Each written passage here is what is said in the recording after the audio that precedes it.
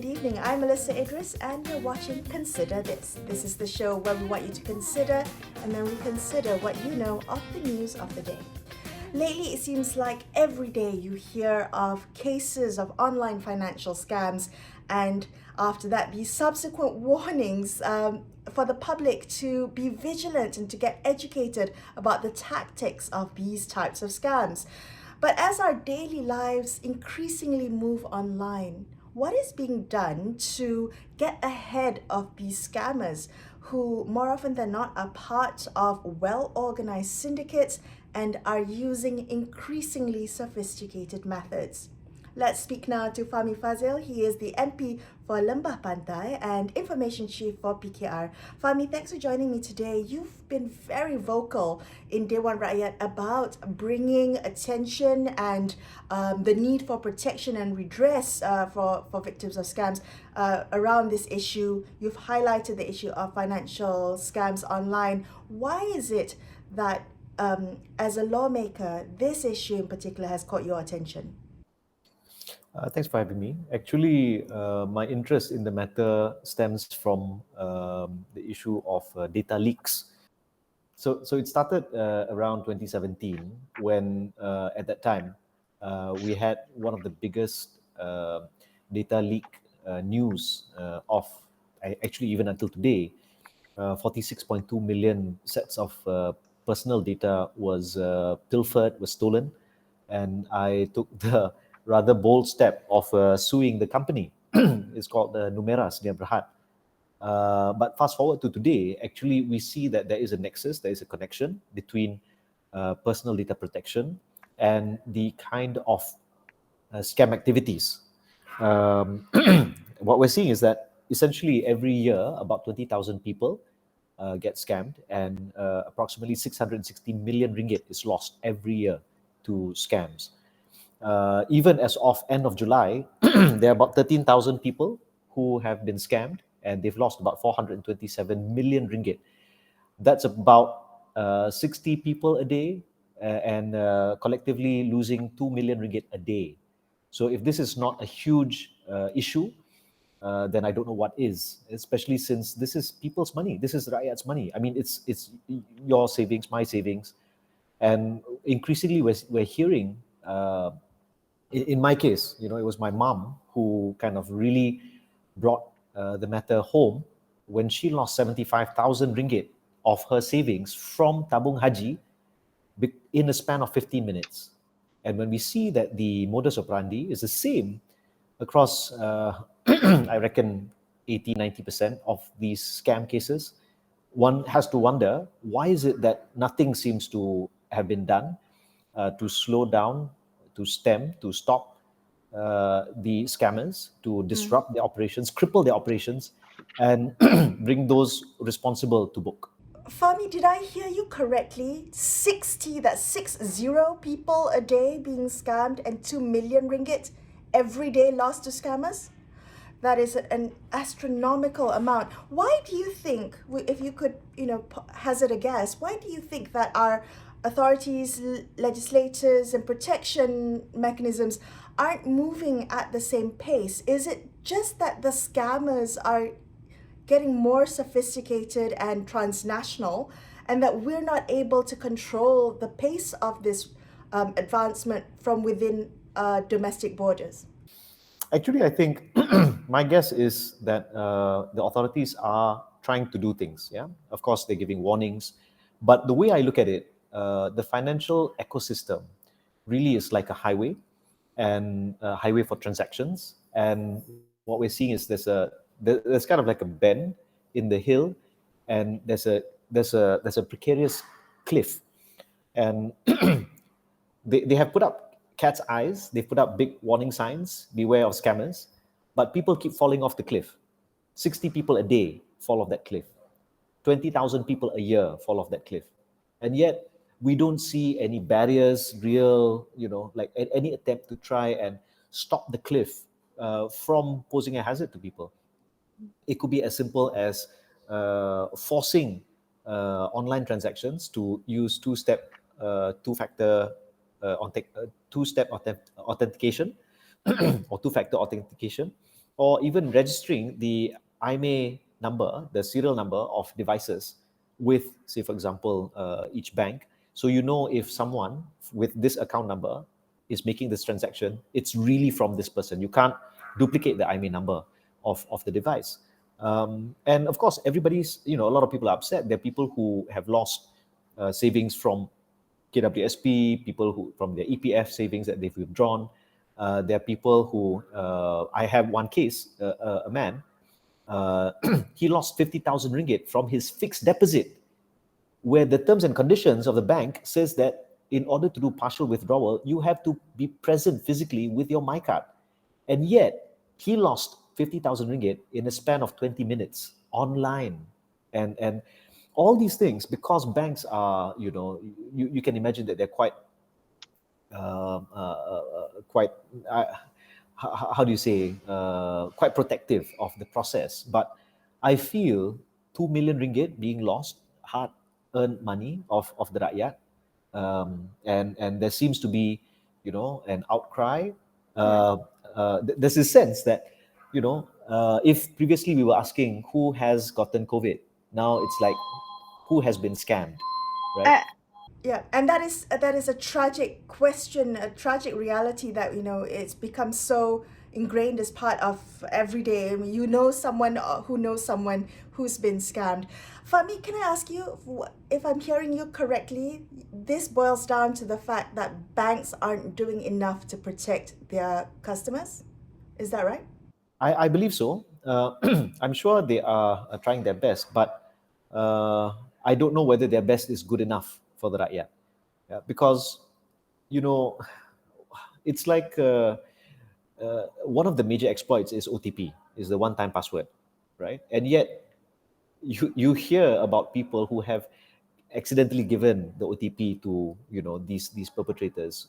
So why is it that we're allowing this to continue? Instead, why can't banks shift to a different form of authentication? Because, like I said, over the last 5 years, the answer given by in Parliament, yeah, is that 20,000 people have fallen victim every year, 660 million ringgit lost every year to scams.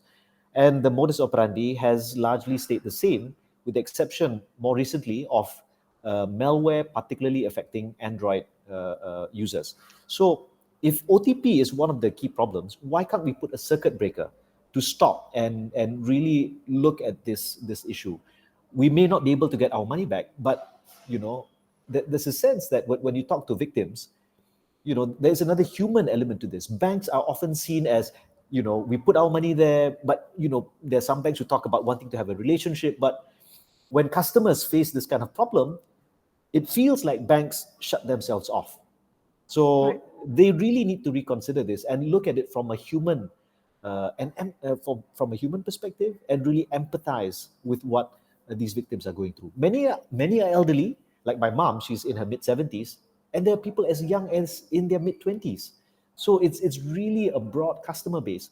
And when we saw, for example, very recently, Dr. Rafida, Mhm. a very high profile case, she lost 13,000 in the middle of the night from one of the banks, and she's decided to shut down, take out her money and put it somewhere else. My mom, when she lost 75,000 from Tabung Haji, she was very public about shutting it down, and just so how is it that banks and these kind of institutions don't see that this is a real threat to their own business operations? They have to do something. Would it mean that financial regulators like Bank Negara and Securities Commission, they would be the ones to crack the whip and get banks moving on this?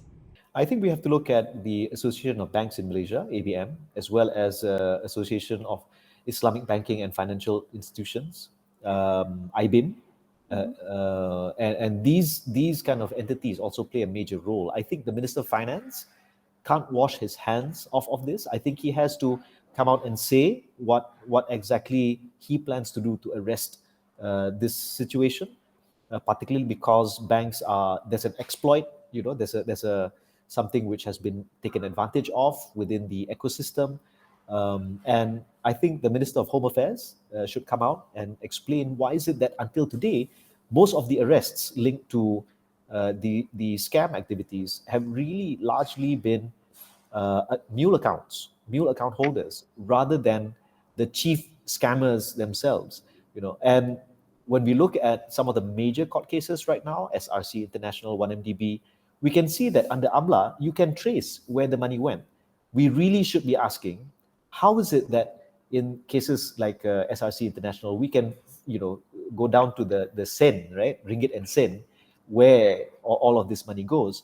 Why can't we do for Makcik Kia, Pakcik Ali, Uncle Chong, and Mr. Sivananda, for example, who are all everyday ordinary Malaysians, and the scale of damage to reputation of these victims, to their personal pride, to their mental health. That's why a number of colleagues and I are mooting to set up a kind of like a task force in order for us to see how is it that we can help these victims, including perhaps filing suits against those that we feel should be more responsible about what is going on. On that note, do you think that the recourse mechanisms that are currently in place are successful? I mean, there was a recent story, a statement by the police who said that, well, it's not their responsibility to get the money back. It's just to investigate the report that the money has been lost. How, as a victim, would you feel if you know the chances of you getting your money back are slim to none? Yeah, I think we have to look at instruments or mechanisms like PIDM that ensures our savings. Unfortunately, there's a loophole. For example, Tabung Haji is not included in PIDM. So even if you lose money from that, and there's also a question of whether if you lose money because of scams, because the argument leveled against a lot of victims have raised this issue, they're made to feel that it was their mistake, that they allowed people to kind of the argument is that you opened the door, you put your house, you welcomed the perpetrators into your house. Again, it's like that analogy of this cliff. You can't fault users if the highway that you've designed has this cliff. You should make sure that the cliff does not take up more victims. You should put in sufficient safeguards. So I feel banks have a role to play. I think the police probably need more support, technical support, funding, more personnel, and I think AGC has a big role to play, and the minister in charge of Parliament and Law probably has some work ahead in terms of reviewing where in the law are there loopholes that somehow make all of these different entities or bodies feel like they can just wash their hands clean, and instead victims are just left to fend for themselves. We hope to see some progress on that front. Fahmi Fazil, thank you so much for speaking with me today. That was Fahmi Fazil, MP for Lembah Pantai and PKR Chief, Information Chief. We'll be right back on Consider This with more on this topic. Stay tuned.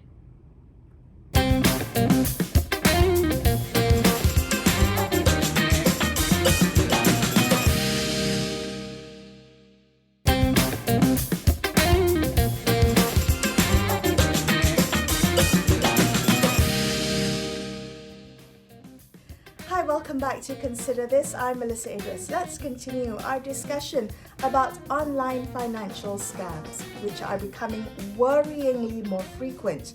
We just heard from Fahmi Fazil, MP of Lembah Pantai, a bit earlier, who said that on a daily basis, some 60 Malaysians, 60 people, become victims of scammers, and 2 million ringgit of their savings are stolen every day. So what needs to be done to address this issue? We have joining us now Lynette Lee. She is the CEO of the Financial Planning Association of Malaysia. Lynette, thank you for joining me on the show today. I am wondering if there is a generational dimension to who scammers target and who they try to manipulate. I think there's a perception among the public that these types of scams only tend to work on people who aren't very savvy online. Is that correct? Is there are there those who are more high risk than others? Generally, when we look at scams, be it online or offline, I think they are anti-bias. As long as you've got money for them to scam, they want you. So, when we compile the list of people who are scammed, regardless of their levels of society, their gender, age, or even race, they get scammed too, including people who are considered as intellectual, educated. They are. So it would be more appropriate to say that it targets anyone who are at a vulnerable stage in their life. And because they're so focused on their situation at that moment in time, they tend to be caught off guard. Mm. Right. So these are the people who have to watch out. So it's more on what is your situation at this point in time. You have to be mindful and you need to recognize it and to be extra, extra, extra cautious at the time. Well, I think that's absolutely true because even the most level-headed of a person's, in a moment of crisis or in a moment of lapsed judgment can be fall victim to a scam. I do want to ask you in particular because as a society we tend to use words that blame the victim, right, for the crime they experience. We say things like swindled or fall prey to, and that causes scam victims to blame themselves as well. And this combination actually makes us think that a scam is a crime that doesn't deserve justice or doesn't get any form of recourse. And it is victim blaming. Can I ask you about efforts to move the discourse away from this narrative of victim blaming and putting all the onus on the end user for self protection and through awareness? Well, for one thing, I think everyone must be aware that scammers are very smart. They keep several steps ahead of authorities and the public. All right. They also keep up with technological advancements. They have the money. All the money that they scam from you are put into technology. And not forgetting, there's one more thing that they do. They use psychological means of drawing people into their scams. So even I'm sure you heard police get scammed, and they're supposed to be the ones who are protecting us.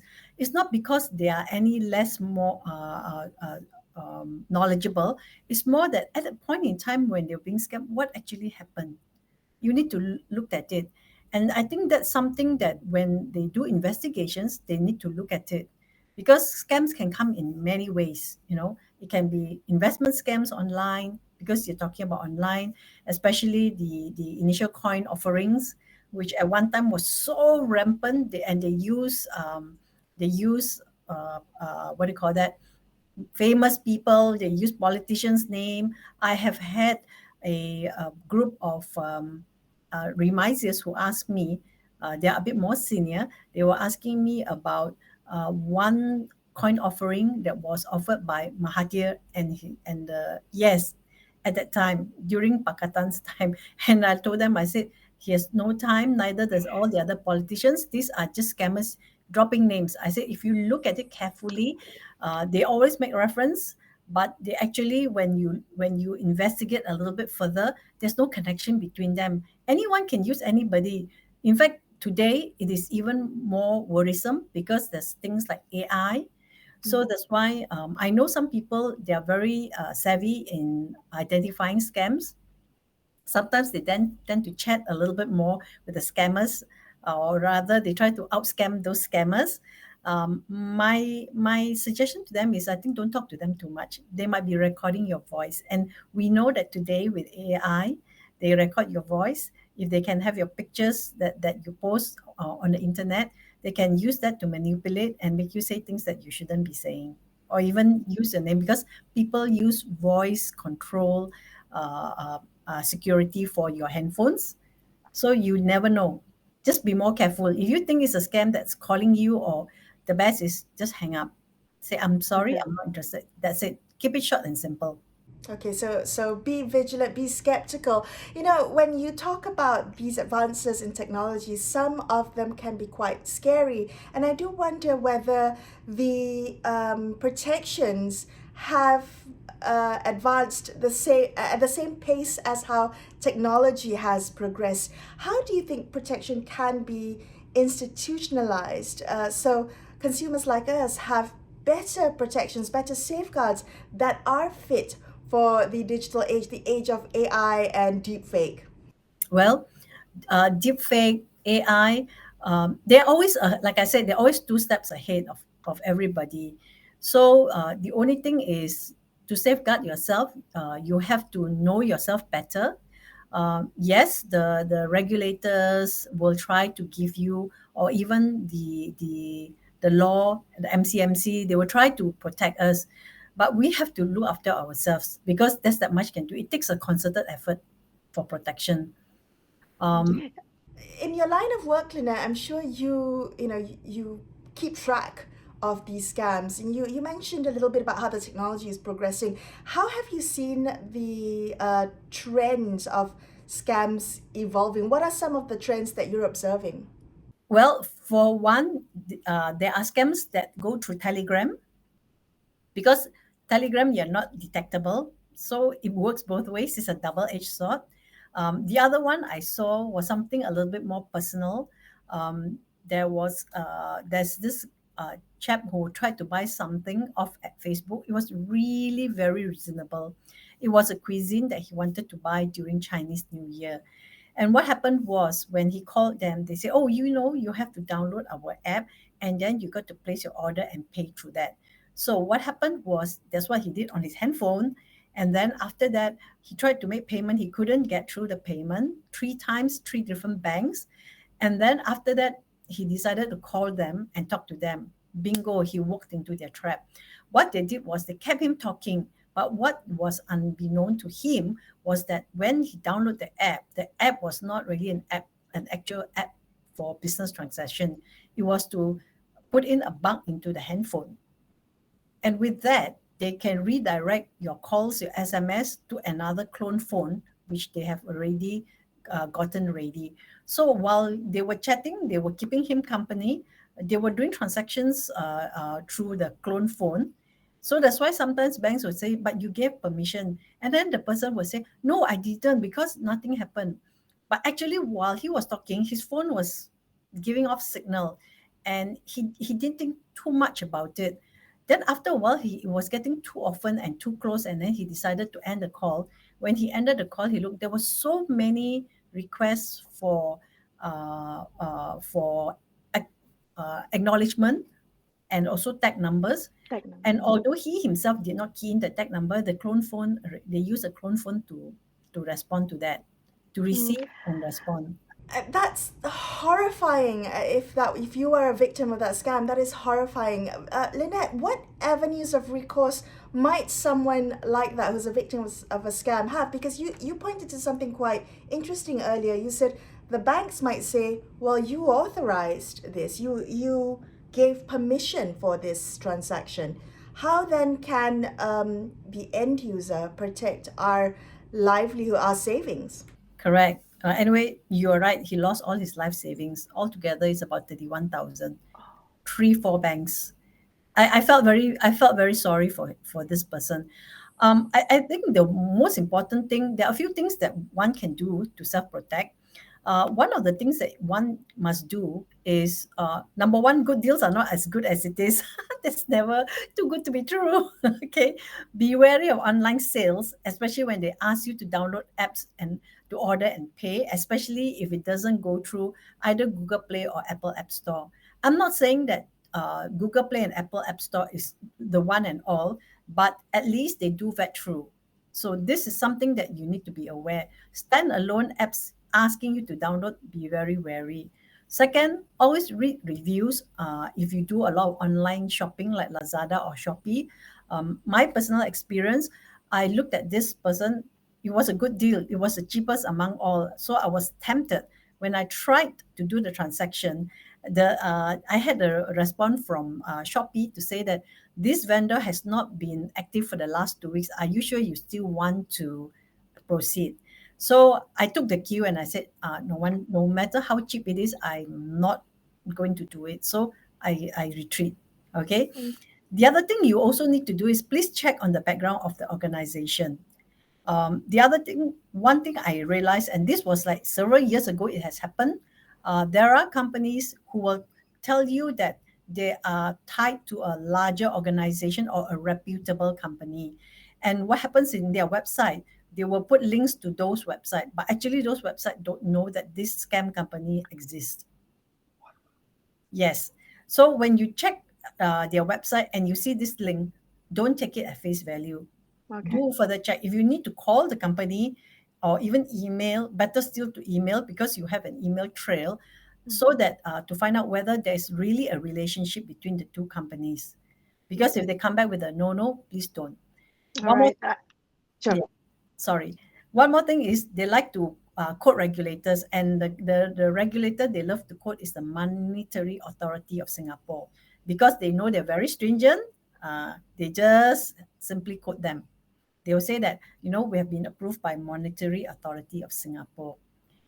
And then keep records of all contacts and transactions that you've done.